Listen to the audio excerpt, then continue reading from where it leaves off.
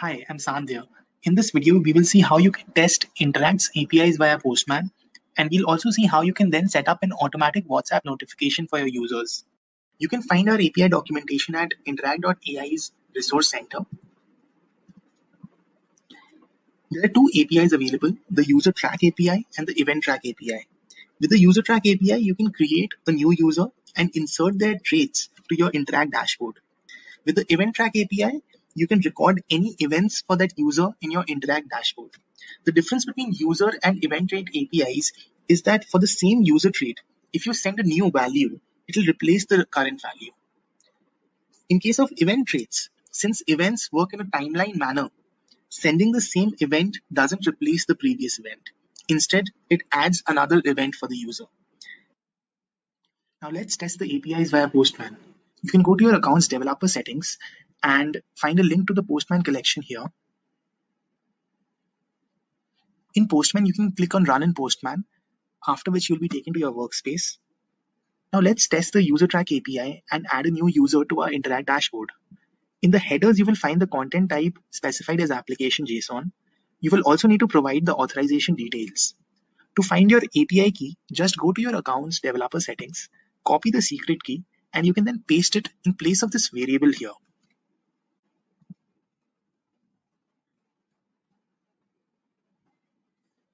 The body, it is mandatory to either mention the user ID or the phone number with country code.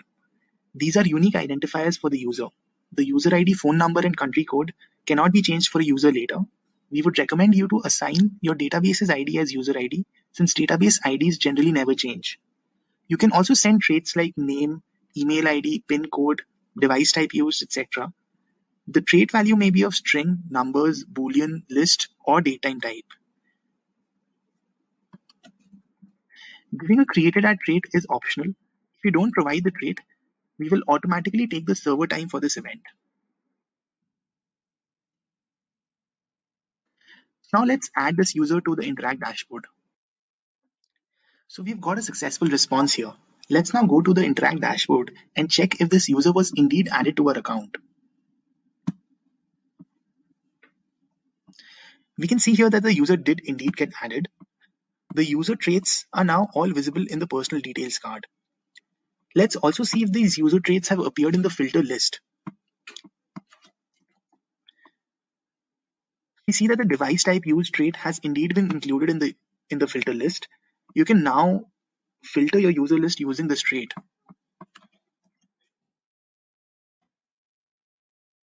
We see that there is one user who matches the device type used as iPad. Now let's see how you can update a trait value or add a new trait value. To update a trait value, we can simply change the value here. Let's add a new trait value, age. Then let's click on send. Again, we get a successful response here. Details page here. We see that the email ID has been updated and the age has been updated as 15 here. Now let's add an event to our user with the Track Events API. In the Event Track API, you again need to provide your authorization details.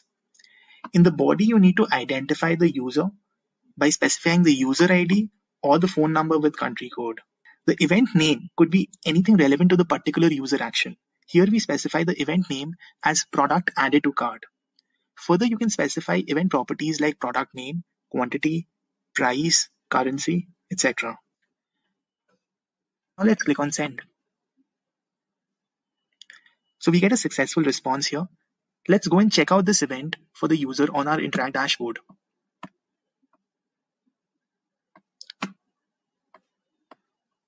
We see that the event has indeed appeared here for the user. Moreover, the event properties are also visible. Let's also see if these events have appeared in the filter list or not.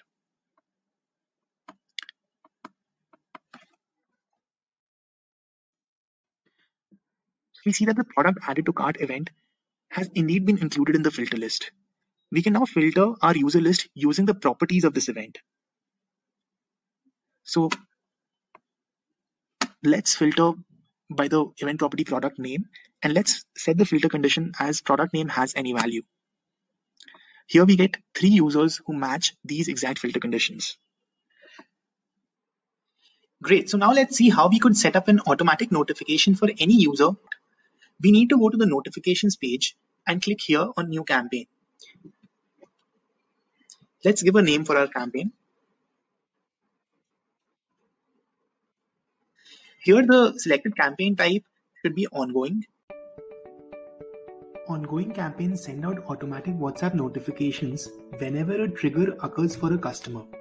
So let's suppose you want to send an automatic WhatsApp message as soon as your customer has placed an order or abandoned a cart on your website. You need to set up an ongoing campaign for that. There are 5 steps to successfully setting up an ongoing campaign. First, specify the trigger, that is, when should the message be sent. Second, which is optional, specify an additional filter. And third, specify what is the message. Fourth, set the campaign live. And fifth, just send the trigger. There are 3 types of triggers you can specify on Interact. Let's look at the first and the most important one, which is after a customer does an event. Suppose you want to send a message as soon as the customer abandons cart on your website. You will have to choose here the event that you are sending for cart abandonment from this list. Note that events will appear in the list only if you have added the event for at least one customer of yours via our track event APIs.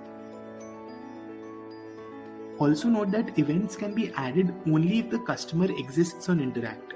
To add customers on Interact, you can use our user track API or CSV upload.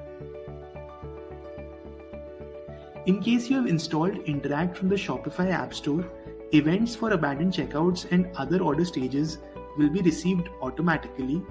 You can know more about these events from here. In case you want to see events from your WooCommerce store here, simply go here to understand how to set up your WooCommerce integration. In case you want to send events from other platforms, fill up this form and we will try to help you out.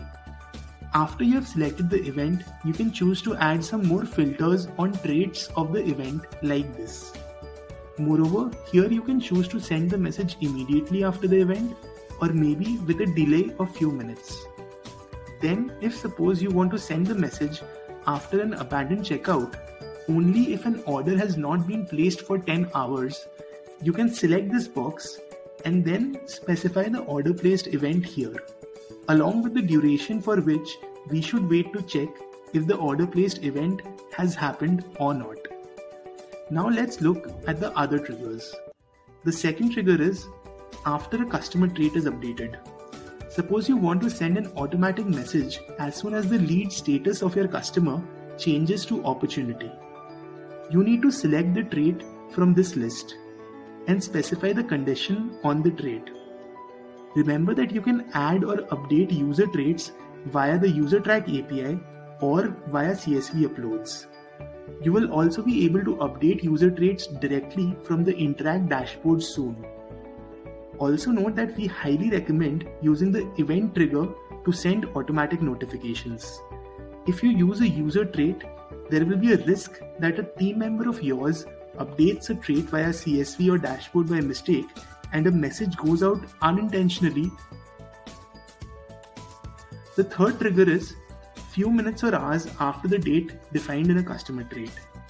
You might want to send a WhatsApp message to the customer a few minutes after he has signed up or a few days after his billing date. You need to select the trait from this list and specify the duration here, say 5 minutes. The message will then be sent 5 minutes after the time specified in the sign up date trait here. We again recommend you to use the first event-based trigger as much as possible, given the risks involved in updation of user traits via CSV or via the dashboard. Now let's see the additional filters. You may choose to send the message to all those customers for whom the trigger defined above is received, or you can add some additional filters as below. Send the message only to customers who have or don't have a trait already. Send the message only to customers who have or haven't done an event in the past already. Send the message only to customers who have opted in for WhatsApp notifications. After you have provided a trigger, you can choose a template for this campaign. Your template may contain variables like 1, whose values will be different for every customer to whom you send this campaign. You may specify the value of the variables to be taken from a trait of your choice, like name, email ID. If the trait that you want to map is an event trait, you first need to search for the event here and then select the trait. Instead of a trait, you may also choose use fallback value. In that case, a constant fallback value specified by you will be sent to all customers. It is mandatory to enter a fallback value for the trait, which will be sent in case the trait value isn't present for a particular customer. You then need to schedule your campaign.